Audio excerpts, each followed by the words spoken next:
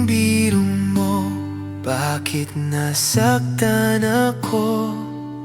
Akala ko'y tawa lang, pero iba ang dating mo.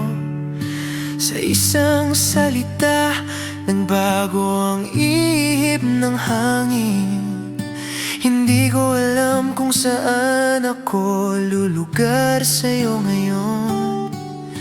Hindi ko alam kung ako ba'y sobra lang o may laman ba ang bawat banat mong ganyan. Pakaksabi mo, pero bakit may kirot? Parang biro, pero may tinatagong galit sa loob. Hindi ko ipilit, di mo ba napapansin na sa likod ng tawa ako'y nasasaktan din? Pagkak mo ba'y papuri o panunukso? Hindi ko na maintindihan ang tono mo. Kung ako'y mahalaga, sabihin mo naman, huwag mo akong gawing biro lang. Sa harap ng iba, ako'y napahiya. Akala ko'y okay lang, pero tumimo pala. Hindi lahat ng salita ay kayang sakyan. May pusong napapagod din sa kakatawanan.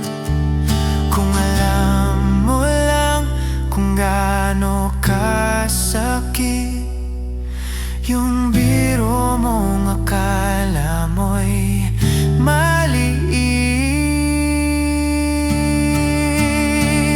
Pagkaksabi mo, pero bakit may kirot? Parang biro, pero may tinatagong galit sa loob. Hindi ko ipilit, di mo ba napapansin na sa likod ng tawa ako'y nasasaktan din? Sana bago ka magsalita, isipin mo muna ang iba.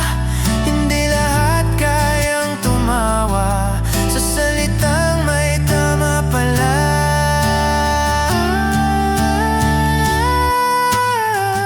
Baka kung iyan ang tingin mo sa'kin, sana minsan